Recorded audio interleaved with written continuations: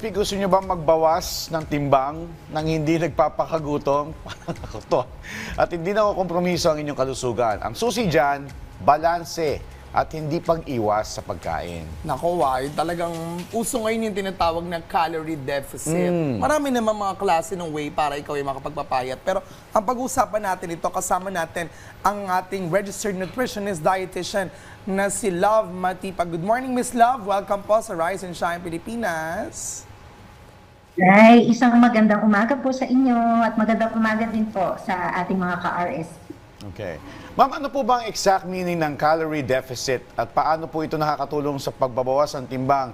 Sino-sino po ang pwedeng gumawa nito? May exact age limit po ba? Tell us more about it. Opo, ang calorie deficit po no, from the word itself, pag sinabi pong deficit, ang ibig sabihin po ay kakulangan. Ano po? So from the term calorie deficit, ang ating pong energy in medyo kulang. So yun po yung calories. Kasi po lahat ng kinakain po natin would be converted into calories. Yan. So pag calorie deficit po, konti po ang ating energy in, no? Tapos kung babalansehin po natin yung energy out, yung gagamitin po natin for our activities, no?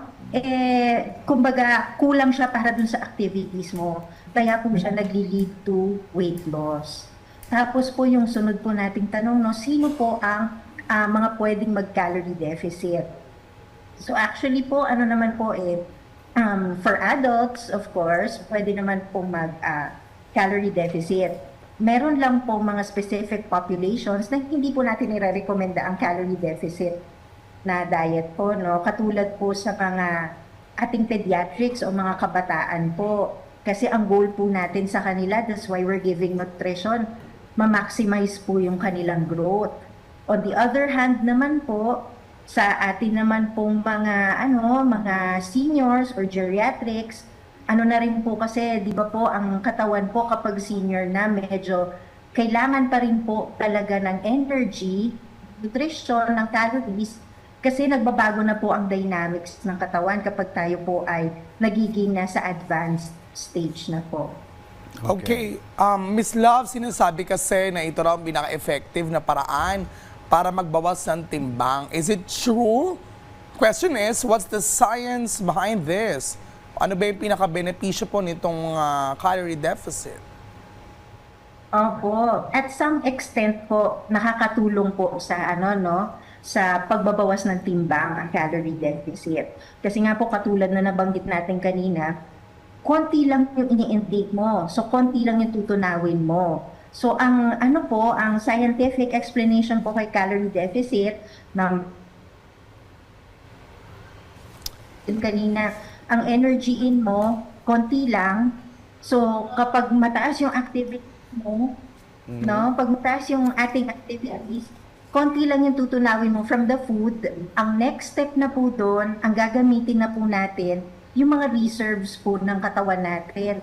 Mauuna po dyan na gamitin ang carbohydrates na atin pong naiipon sa ating muscles at sa ating liver. So yun po yung glycogen. Kasunod po nun, gagamitin mo na yung fat stores mo. Tapos huling-huli po gagamitin ang protein stores na po natin sa ating katawan. Kaya po sabi natin, at some point of course, it's very helpful na medyo magbawas po ng kakainin, no? Huwag lang po sobra-sobra. Okay. Well, ma'am, marami po kasi nagpapakagutom o kaya basta na lang binabawasan yung intake nila, yung kanilang kinakain, nang walang tamang paggabay o walang guide. Paano po natin malalaman yung tamang computation o tamang dami ng calories na dapat ibawas para hindi maging mapanganib sa kalusugan natin? Effective ba yung iba kasi tinitimbang o kaya meron naman mga mobile apps? Opo, no? Sa mga mobile apps po, it would be helpful kapag medyo nagmo-monitor ka na po, no? Pero kapag sa umpisa pa lang po ng plano natin mag-calorie deficit, ang pinakamaganda po ay makipag-usap sa isang lisensyadong nutritionist dietitian po, no? Kasi po para nako-cover dun sa magiging consultation or discussion po, aside from yung dami ng kailangang kainin, para po yung kung paano siya ma-integrate sa iyong mga everyday activities. Opo. Pero to answer po your other question, ang tinitignan din po natin, let's say kung kunwari gusto mo mag-self, kung mag-umpisa na self-initiative ng calorie deficit. Ang tinitignan po natin, of course, is yung desirable body weight po natin, no? Kung gaano kadami ang katumbas sana na calories noon. Opo. Kailangan talaga na meron munang discussion with a professional para po lahat ng aspects medyo mako-cover po natin. Kaya po hindi rin po recommended yung bigla kang nagpapakagutom. Diba? Minsan po kasi sa sobrang pagbabawas, baka mamaya may mga after effects na po ito sa atin or hindi tayo maka-function sa ating daily activity. Eto, Doc, medyo concerned lang din ako. Actually, nahiya nga ako na parang ako nag-i-interview for this, pero guilty akong masarap talaga kumain eh. Doc, ano bang drive para magpapayat? Ano bang drive para gawin tong calorie deficit? What could be your advice as a nutrition dietitian ba? Binibigyan nyo rin ba ng way para magkaroon ng drive ang mga tao to follow yung mga diets na dapat gawin? Especially this, calorie deficit, which is very trend, talagang pasok doon sa panlasa ng mga gusto magpapayat in today's time. Yes, talagang very attractive yung calorie deficit. Actually, it's the basic principle for weight management o sa pagbabawas po ng timbang. Kailangan po na may discussion tayo kasi katulad nga po nung nabanggit ko kanina, kailangan tingnan natin lahat po ng aspects of your lifestyle. Kasi kailangan po kapag pag may diet po tayong susundin, tignan po natin if it's workable, no? Tsaka if it's sustainable, kung kaya po natin siyang i-practice for the longest time. Yun po yung mga importante po when we're going into a calorie deficit diet. Kasi, or any diet po, medyo ang motivation po, syempre, taas, baba. So, mas maganda po na may guide tayo when we're undergoing a diet. Okay. Kasi, Doc, ano si Ma'am Love? diet. Kasi, Yes po. bukod sa love yung pangalan niya, 'di ba? Pag siya ang kinausap mo, talagang tutulungan ka niya para Yes. magpapayat. Kaya, Ma'am Love, mamaya mag-uusap pa tayo. Pero ma'am, ano pong worst case scenario? Halimbawa na sobrahan ng calorie deficit, ano yung maaaring mangyari sa isang tao, sa kanyang kalusugan? Pagka halimbawa, biglaan yung ginawang calorie deficit, biglang nagbawas ng pagkain, ano yung worst case doon? Siguro yung mga urgent na nangyayari kapag nagbawas ka po agad ng iyong kinakain, maaari pong bumagsak ang ating sugar, no? Yung tinatawag pong hypoglycemia, di ba? So, syempre, po yun? Sometimes it could lead to, naging unconscious ka, no? Nagsisimula with headache, you can't function, no?